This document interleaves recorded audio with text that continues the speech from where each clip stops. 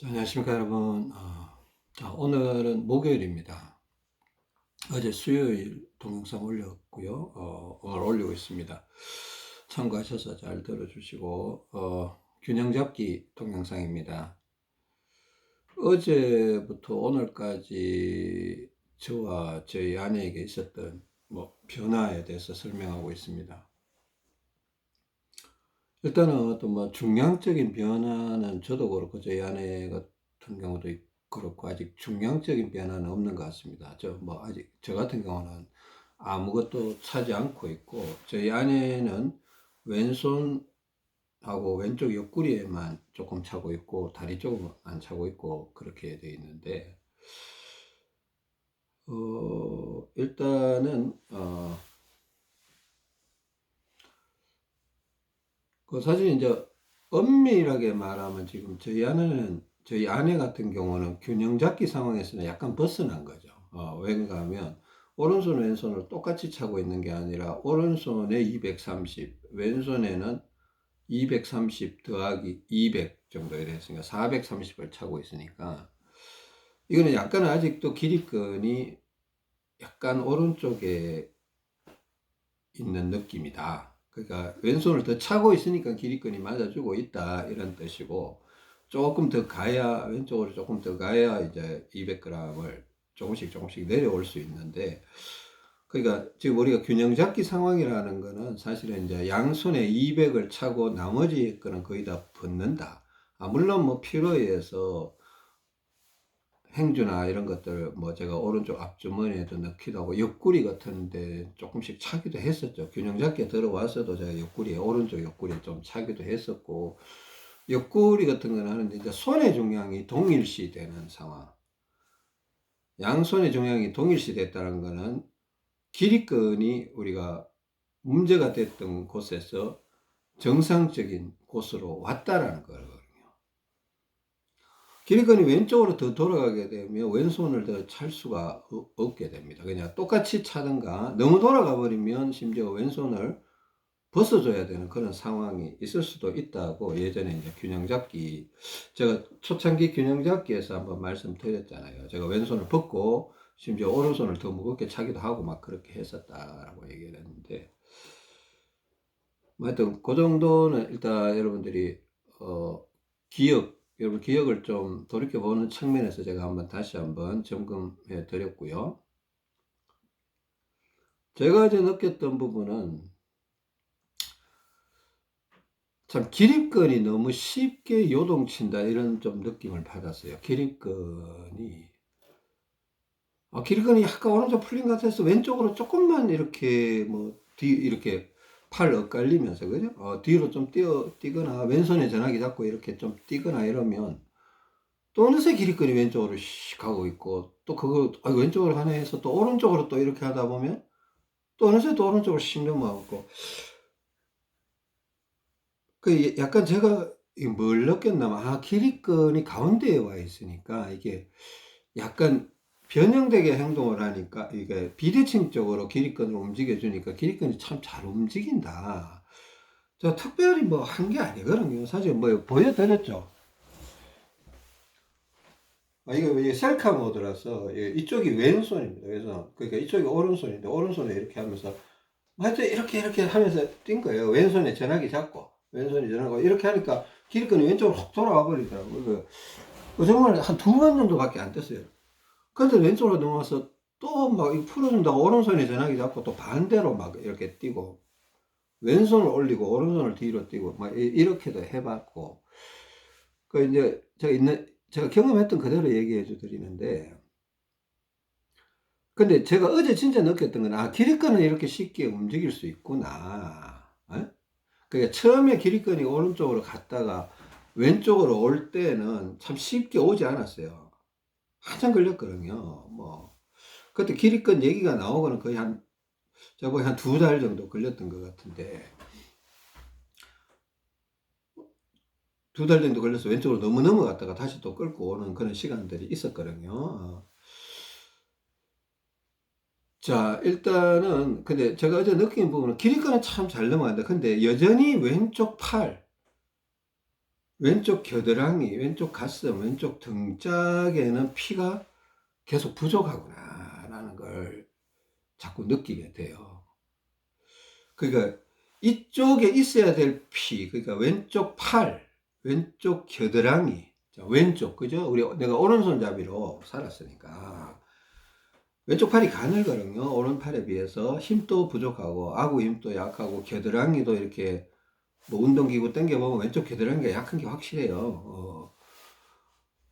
하여튼 왼쪽 등짝도 약하고 뭐 가슴도 더 세다고 오른쪽보다 더 세다고 얘기도 못하고 하여튼 근데 이쪽에 있어야 될 피가 그러니까 이쪽에 없다라면 어디에 가 있겠냐라는 겁니다. 자 보세요. 왼쪽 가슴, 왼쪽 팔에 원래 있어야 되는 피가 내가 오른손잡이 뭐 오른팔로 다 왔다 이렇게 보면 되나? 제가 보면 그렇지는 않을 거예요. 오른팔, 오른쪽 가슴 쪽으로 또 많이 오기는 왔어요. 근데 이쪽으로만 다 온 건 아닌 것 같아요. 이게 오른쪽 다리 쪽으로도 내려갔고, 제가 보기에는 좀 문제가 생긴 게 이게 균형이 깨지면서 우리가 창자가 문제가 생겨버릴게요. 오른쪽 폐가 처지면서 창자가 변형을 일으키면서 막 팽창도 일어나고 개실 이런 것도 생기고, 그러니까 한마디로 창자가 무거워졌다 이런 표현을 씁니다. 창자가 무거워졌다. 우리 컨디션이 좋을 때는 팔, 다리, 머리 쪽으로 피가 막 순환이 되면서요. 편안하다고 느껴요. 대사가 잘 진행이 될 때는. 근데 이런 경우가 있어요. 편안해서 이제 누워있는데 잠이 들었어. 잠이 들었는데 한두 시간 잘 잤는데 한 2시간쯤 지나니까 갑자기 막 팔, 다리가 저리고 속이 불편하고 막 이렇게 돼요. 그런 경우가 있어요. 몸이 좀 많이 안 좋으신 분들. 뭐 저도 예전에 그랬을 수도 있을 겁니다. 그랬을 겁니다. 그건요, 창자가 정상적으로 안 움직이면 결국은 창자를 움직이기 위해서 양쪽 팔과 양쪽 다리에 있던 피, 심지어 머리에 있던 피도 창자 쪽으로 끌려가요. 우리가 밥을 먹으면 머리에 있는 피, 팔에 있는 피가 창자 쪽으로 끌려가거든요. 왜 그러냐면 소화를 시켜야 되니까, 창자 운동을 시켜야 되니까, 연동 운동을 시켜야 되니까 창자 쪽으로 피가 끌려가요. 그러면서 팔이 가벼워지죠. 머리가 피가 빠지죠. 머리가 하품 나고 졸리고 이렇게 하죠. 밥 먹고 가만 앉아 있어 보세요. 다리가 좀 저릴 거예요. 그럼 창자를 움직여주기 위해서 다리에 있는 피도 창자 쪽으로 올라와요. 다리가 막 꼬이고 그러지 않으세요? 좀 앉아 있으면. 건강한 사람들은요, 다리가 편안하게 딱 정자세로 탁 앉아 있는 게 그렇게 힘들지 않아요. 근데 창자에 문제가 있으면요, 똑바로 앉아 있으라면 가만히 앉아 있지를 못해요. 자꾸 꼬여들어가. 다리도 꼬이고, 허리도 꼬이고, 막 자꾸 꼬여요. 그러니까 피가 빠지는 거예요. 오징어 연탄불에 굽듯이, 가스불에 굽듯이 피가 빠지니까 막 몸이 지금 막 꼬여 들어가는 거예요. 그 왼쪽 팔 이쪽으로 피가 항상 부족하다라고 느끼는데, 문제는 제가 가장 크게 느꼈던 거는 이거예요. 기립근이 가운데에 있을 때는 상관없어요. 왼팔 운동을 편안하게 이렇게 해주면 돼요. 근데 이제 우리가 기립근 운동이 있고, 이거 오른팔을 앞으로 왼팔을 뒤로, 이거는 기립근 동작이 돼버려요. 이걸 자꾸 하면 기립근이 자꾸 왼쪽으로 가버려요. 근데 왼팔 운동을 해야 되는데, 그러니까 왼쪽 팔, 왼쪽 가슴 운동과 기립근 운동을 조금 구분을 해야 된다. 여러분, 나 이걸 좀 말씀을 드리고 싶습니다. 그러니까 기립근이 한참 오른쪽으로 돌아가 있을 때는 기립근을 왼쪽으로 돌리기 위해서 기립근 운동해도 되고 왼팔 운동해도 되고 마음껏 해도 됐어요. 근데 기립근이 가운데 와 있을 때는 이제 상황이 달라지는 거예요. 기립근이 가운데 와 있던가 약간 왼쪽에 있을 때는 좋다 그랬잖아요. 근데 거기다가 자꾸 기립근을 강화해 주는 동작들을 막 창틀 이렇게 50번 뛰기나 이것도 약간 기립근 돌아가는 거거든요. 무슨 말인지 아세요? 또 오른팔을 위로 들고 어퍼컷하고 왼팔을 밥 먹듯이 자꾸 뒤로 앞뒤로 이렇게 뒤로 자꾸 던지고 이러면 기립근이 돌아가거든요. 근데 기립근이 돌아가 버리면요, 보세요. 제가 그랬죠. 기립근이 왼쪽으로 돌아가면 왼손을 더 찰 수도 없다. 오른손하고 똑같이 차든가. 아니면 기립근이 너무 돌아가면 왼손을 빼야 된다. 이런 상황이 되잖아요. 생각을 좀 해보세요. 생각을 좀 해보셔야 되는데, 기립근이 왼쪽으로 돌아가 버리면 왼팔 운동을 못 해요. 하면 할수록 기립근이 더 왼쪽으로 돌아가는 느낌이 자꾸 들어버려요. 기립근이 왼쪽으로 돌아갔을 때 막 심지어 악력계 해버리면요. 기립근이 왼쪽으로 더 가버려요. 피가 더 오면서. 기립근이 왼쪽으로 오면 안 그래도 피가 왼쪽으로 잘 들어오고 있는 상황이기 때문에 물병만 왼손에 잡아도 막 기립근이 더 돌아가는 그런 현상이 생기는 것 같아요. 그러니까 기립근이 가운데 있다 싶으면 이제 기립근 운동은 계산하면서 해야 돼요. 이게 해야 되는 거 맞나? 지금 하지 말아야 되는가? 근데 자, 기립근은 이렇게 와 있다 이거예요. 근데 왼팔 운동은 하기는 해야 돼요. 언제 하느냐? 기립근이 안 돌아가 있게, 왼쪽으로 너무 안 돌아가 있게 해놓고 가운데 있을 때는 해도 돼요. 근데 기립근에 영향을 줄 만큼 이렇게 기립근에 영향을 준다는 거는 왼팔은 자꾸 뒤로 가려고 하고 오른팔은 자꾸 앞으로 오려고 하면 이게 기립근이 돌아가는 거예요. 자, 보세요. 우리가 오른쪽 등짝이 셌다 그랬잖아요. 그러니까 오른쪽 어깨는 뒤로 가고 왼쪽 어깨가 앞으로 오는 게 이게 기립근이 오른쪽으로 돌아간 거예요. 그러니까 운동을 왼쪽을 뒤로 하고 왼팔을 뒤로 하고 오른팔을 앞으로 잡고 이렇게 하면 기립근이 왼쪽으로 자꾸 감개가 간다는 말인 겁니다. 이걸 약간 조심해야 된다는 거예요. 기립근이 가운데 와 있을 때는. 그때는 그냥 뭐 지팡이를 옆으로 짚고 다닌다 이러면 기립근하고는 별개의 문제예요. 그냥 겨드랑이 운동이 되는 거예요.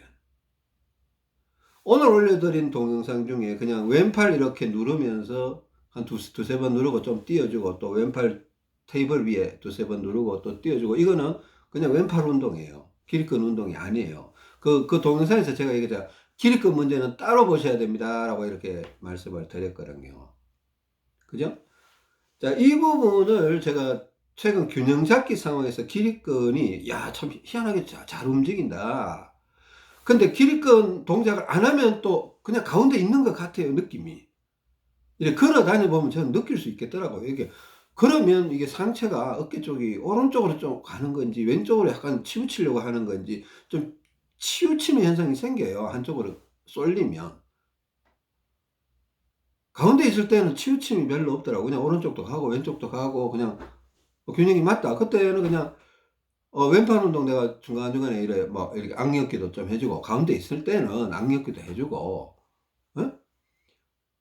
악력기도 해주고, 하여튼 왼팔 운동 이렇게 뭐, 밀고 당기기, 옆으로, 그러니까 뒤로 안 당기고, 그냥 옆으로 밀고 당겨. 내가 옆으로 뭐, 오른팔도 그렇고, 왼팔도 그렇고, 옆으로 당기기 한다는 얘기 전에 한번 했었잖아요. 뭐, 오른팔 7번 당기고, 왼팔 9번 당기고, 뭐, 9번에 10번 당기고, 왼팔을 더 해준다 그랬잖아요.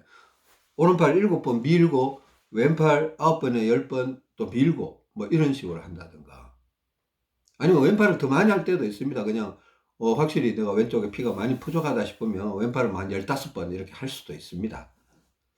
겨드랑이 운동도 이제 철봉도 또 여기 장갑막을 끌어올리는데 철봉도 좀 되게 중요한 것 같아요.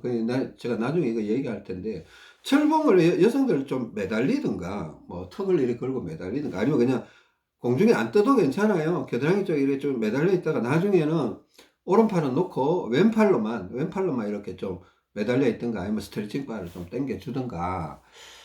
그래도 좀 약간 비대칭 쪽인 것도 왼쪽 겨드랑이 쪽이 약하니까 그쪽도 조금 신경을 써야 되거든요.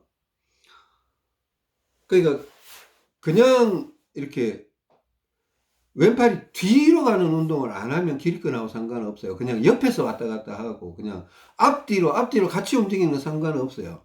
근데 자꾸 뒤로만 이렇게 던지거나 오른팔은 앞으로 하고 왼팔은 뒤로 던지고 이러면 기립근이 돌아간다는 거죠. 그러면 안 되거든요. 뭐 동일하게 이렇게 움직이는 건 상관없어요. 동일하게 이렇게 움직이는 거는 기립근이 돌아가는데 큰 상관이 없는데 무슨 말인지 알죠? 이렇게 움직이는 건 상관없다는 겁니다. 그러니까 동일하게 움직이는 상관없어요. 이것도 왼팔이 앞뒤로 그냥 옆에서 이렇게 그냥 왔다 갔다 하는 거는 상관없다라는 겁니다. 상관없다라는 겁니다. 근데 뒤로 유난히 뒤로 던져준다는 느낌을, 왼팔을 뒤로 던져준다는 느낌을 하면 기립근이 돌아갈 수 있다라는 거죠. 그때는 이제 또 기립근이 돌아가면 반대로 해야 돼요. 왼팔을 앞으로 어퍼컷하고 오른팔을 뒤로 던져주고 막 이렇게 해줘야 됩니다. 그러면 풀려요. 오른손에 전화기 잡고. 풀리더라고요. 그러니까 저는 이제 기립근이 가운데 와 있으니까 이게 왔다 갔다가 쉽게 되는 것 같아요. 그러니까 중간중간에 제가 기립근 테스트를 걸으면서 한 번씩 해봅니다. 이거 좀 한쪽을 치우친 게 아닌가. 치우치면 잠깐만 이렇게 하면 또 맞아지더라고요. 그 맞춰놓고 왼팔 운동을 좀 하는 겁니다. 맞춰놓고 왼팔 운동하고 전신 운동하고 그 이빨 닦을 때도 화장실에서 옆에서 한 10번 당기고 또 옆으로 또 10번 밀고 또 옆구리 조심해야 돼요. 옆구리가 제가 오른쪽 옆구리가 지금 조금 약간 약해 있는 상황이니까 왼팔로 밀고 당기는데 왼쪽 옆구리에 자꾸 힘이 가버리면 안 되겠죠.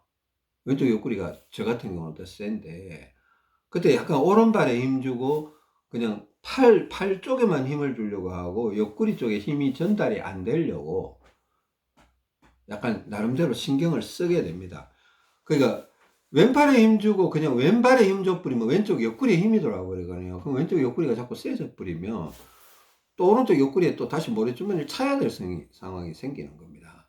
다시 차고 싶은 생각도 없고 지금은 제가 안고도 안 차고 해보는 연습을 하고 있기 때문에 그냥 안 차는 방향으로 그냥 요거는 좀 내가 옆구리가 오른쪽 옆구리가 살짝 약하고 오른쪽 배가 살짝 약한 느낌이 있으니까 어떤 날은 전혀 약하다는 느낌이 안 들어요. 근데 어떤 날은 또 약간 약한 느낌이 들고 그러면 뭐 오른발 앞차기, 오른발 옆차기 이렇게 해주기도 하고 오른쪽 골반을 오른쪽으로 좀 밀어주기도 하고 오른쪽 옆으로 잠깐 걷기도 하고 막 그렇게 합니다. 그러니까 그렇게 하면서 균형을 잡고 있다라는 겁니다.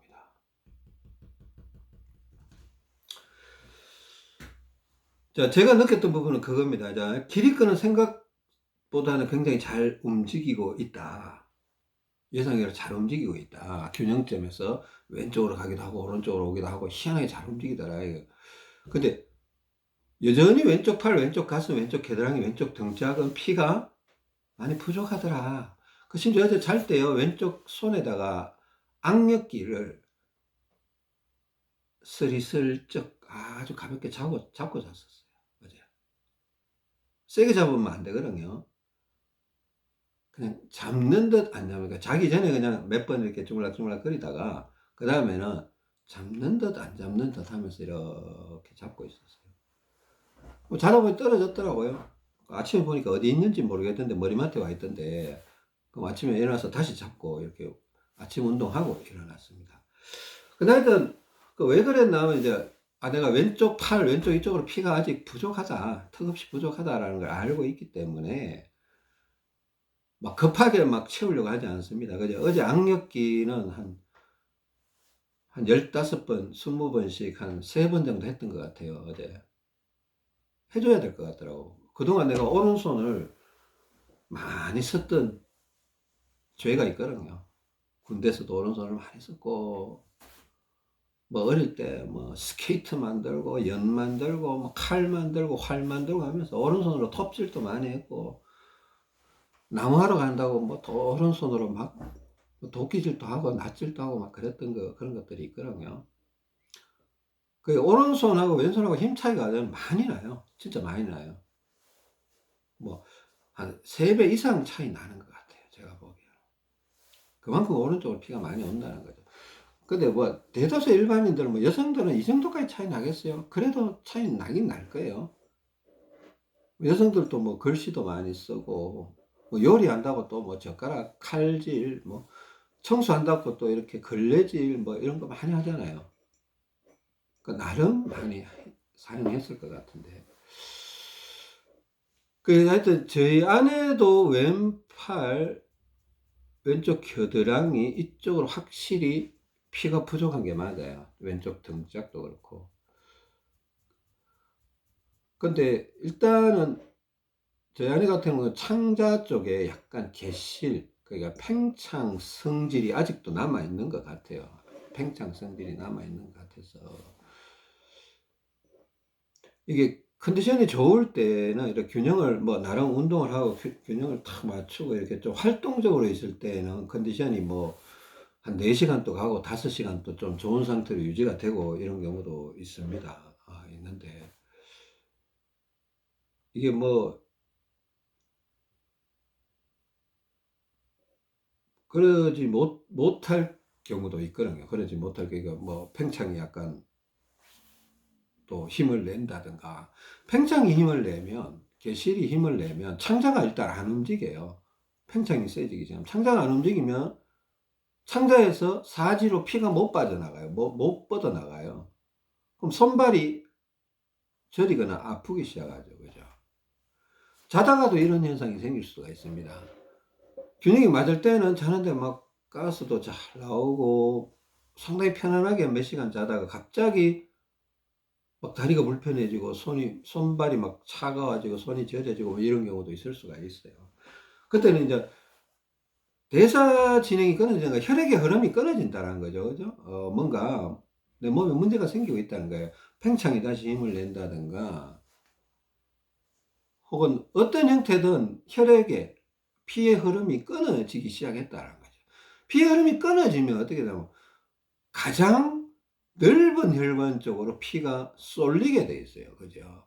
자, 웅덩이가 비가 오고 나서 웅덩이가 생긴 거는 가장 깊숙한 곳으로 빗물이 모이게 되잖아요. 높은 곳은 빨리 말라버리죠. 그죠? 그거는 우리가 머리 쪽, 팔 쪽 혈관이라고 보고, 웅덩이가 깊숙한 곳은 창자 쪽, 뭐 장관막 쪽, 뭐 이런 쪽 혈관이라고 보세요. 그러면 큰 혈관 쪽으로 혈액순환이 안 되고 대사 진행이 안 되면 큰 혈관 쪽으로 피가 몰리기 시작할 거 아니에요. 그러면 작은 혈관 쪽은 더 말라가기 시작하겠죠. 더 말라가기 시작하면서 점점 대사 기능이 떨어지기 시작하겠죠. 그 창자가 무거워진다 그래요. 창자가 무거워진다. 그러니까 창자가 무거워지는 것 중에 또 대표적인 게 왼쪽 팔, 왼쪽 가슴, 왼쪽 겨드랑이 이런 쪽에 피가 부족하다. 내가 아까 동영상 처음에 시작할 때 이런 얘기했죠. 여기에 있어야 될 피가 어디에 있을까? 물론 오른쪽 가슴, 오른쪽 팔에도 가 있고 오른쪽 다리에도 가 있었겠지만 우리가 다리 문제는 균형 잡기를 해오면서 다리 문제는 어느 정도 해결했다 이렇게 왼쪽 다리 많이 차고 또 안쪽 바깥쪽 뭐 이렇게 운동해 가면서 골반 또 틀어진 거 맞추면서 다리 문제는 어느 정도 해결했다. 근데 이제 피가 오른쪽 가슴에 피가 좀 오른쪽 가슴, 오른쪽 등짝, 오른쪽 팔에 피가 많고 또 창자에 피가 많아요. 여기 있는 피가 왼쪽 가슴, 왼쪽 팔, 왼쪽 등짝, 왼쪽 겨드랑이 쪽으로 피가 좀 자꾸 와줘야 대사의 흐름이 끊어지지 않을 가능성이 좀 더 높아지지 않을까. 이게 여러분들이 왼팔 이쪽으로 피가 얼마나 부족할까라고 막연하게 생각하고 있을 가능성이 높습니다. 저도 막연했었거든요. 근데 제가 뭐 하여튼 이걸 연구하면서 또 하나님께 여쭤보면서 자꾸 느끼는 바는 와 이거 사태가 심각하구나. 물론 뭐 지금 모래주머니 차고 있지 않지만은 그래도 이거는 내가 진짜 뭐 10년이 걸리든 뭐 몇 년이 걸리든 10년이 걸리든 20년이 걸리든 내가 이걸 계속 관심을 가져줘야 되겠구나. 그럼 이것도 그냥 관심을 가져주는 게 아니라 길건이 너무 왼쪽으로 돌아가지도 않고 또 오른쪽으로 가지도 않고 중간쯤에서 왼팔 운동을 지속적으로 이렇게 해줘야 되겠구나. 먹히지 않게끔. 먹히지 않게끔. 그죠? 먹히지 않게끔. 그런 생각을 자꾸 하고 있습니다. 그러니까, 어떻게 보면 여러분 생각보다, 그렇다고 해서 여러분들 막, 이어서 스트레스, 제가 이게 지금 서두르는 내가 10년 얘기도 하고 막 이런 얘기 하는데, 저는 진짜 10년, 20년을 바라봅니다. 그냥 상관없어요. 그냥 집에 있을 때 지팡이 짚고 좀 걸어 다니고, 가끔씩 스트레칭바 좀 땡기고, 그다음에 이제 악력기 좀 하고, 또 오늘 올렸던 그 뭐 테이블 누르면서 왼팔로 누르면서 좀 뛰기도 하고, 그렇게 해주면 되잖아요. 그죠? 뭐 잘 때 악력기 살짝 왼손에 잡고 자기도 하고, 그렇게 해주면 되는 거니까.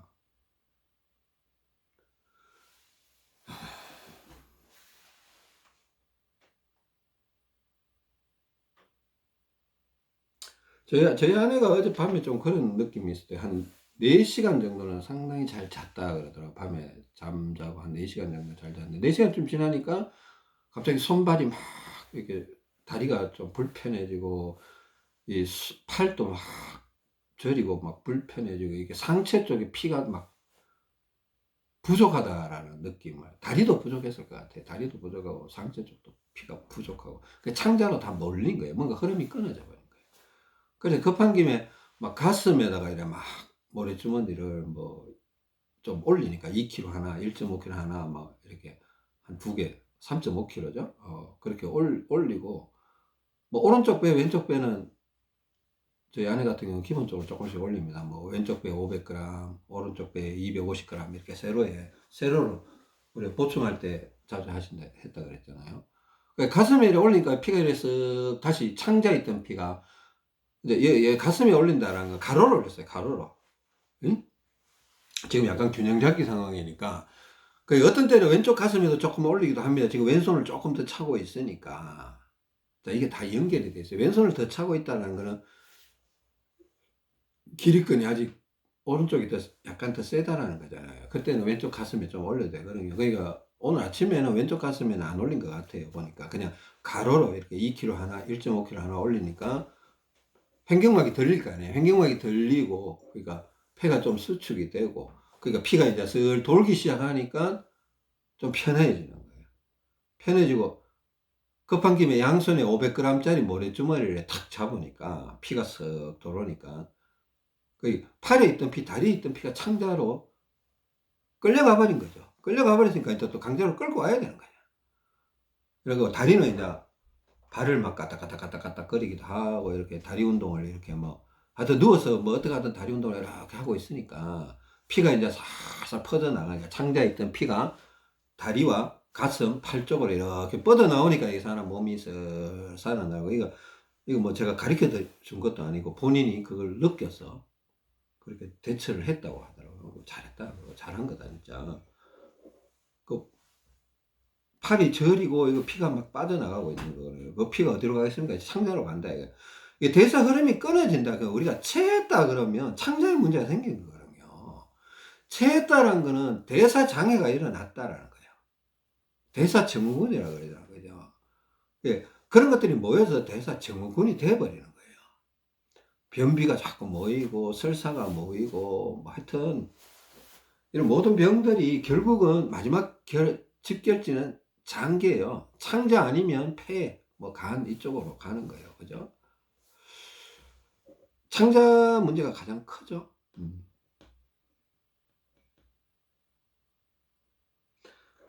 하여튼 그런 것들을 느끼고 있습니다. 균형 잡기 동영상이 중요할 수 있을 거라는 생각을 자꾸 하게 되고요. 저도 매번 이 동영상을 찍으면서 와, 이거 뭐 어제 내가 있었던 일을 얘기를 하려고 앉았는데 기억이 안 나요. 그 사실은 어제도 그냥 이 기립근 문제하고 왼팔 이 운동 문제 하나님 하고 이거 잊어버리면 안 되겠습니다. 꼭 기억나게 해주세요. 기억나게 해주세요라고 기도도 하고 그거는 명확하게 또 기억이 나더라고요. 그러니까 좀 기억해야 될 게 있으면 그렇게 기도를 해버립니다. 기도를 해버리면 하나님 기억나게 해주시더라고. 그리고 또 동영상을 찍어야 될 때 무슨 말을 어떻게 해야 될지 이걸 참 쉽지가 않아요. 여러분 그냥 뭐 이게 카메라 보고 계속 1시간, 반 시간이 아니라 뭐 20분이나 30분 계속 떠든다라는 게 이 쉬운 일이 될 수가 없어요. 끊임없이 생각을 해서 다음 얘기, 다음 얘기, 다음 얘기가 계속 나와야 되거든요. 그것도 여러분의 유익을 위해서 여러분이 잘 못하는 것들 미리 유출을 해봐야 되고 기억을 해봐야 되고 또 내 과거에 알려드렸던 것들을 또 연결시켜 드려야 되고 이게 굉장히 어려운 작업이에요. 근데 이런 거 보면 하나님이 여러분들을 우리 모두를 사랑하시는 게 맞는 것 같습니다. 저 원래 이런 거 할 능력도 없는 사람인데 그렇게 그다지 똑똑하지도 않은 사람인데 저 같은 사람을 또 이렇게 써주시니까 저는 참 감사하죠. 또 여러분들은 또 도움을 받을 수 있다라면 또 감사하고 여러분들도 또 하나님께 기도하고 또 하나님하고 또 더 좋은 관계가 되고 하면 저도 그걸로 참 감사할 것 같습니다. 일단은 저와 저희 아내 상황에서 계속 이렇게 그렇게 전달해 드릴 수밖에 없기 때문에 잘 활용해 보시기 바랍니다. 활용해 보시고 이거는 대사증후군은요, 그죠?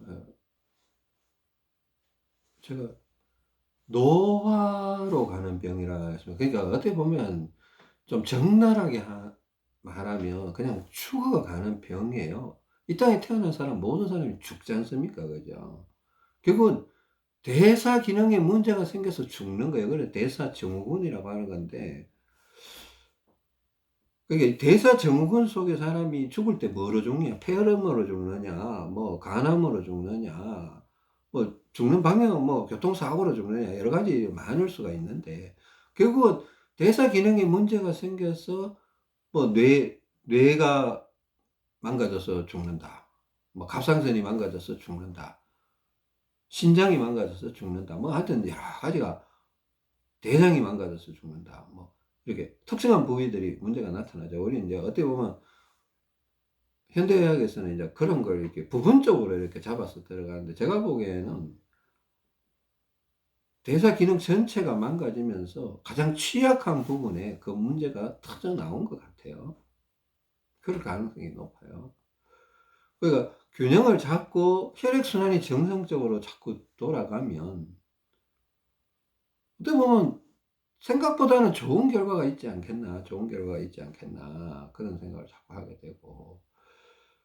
제가 동영상을 처음 올릴 때도 그런 얘기 했지만, 나는 이거 무슨 특정한 병을 특정하지는 못하겠다.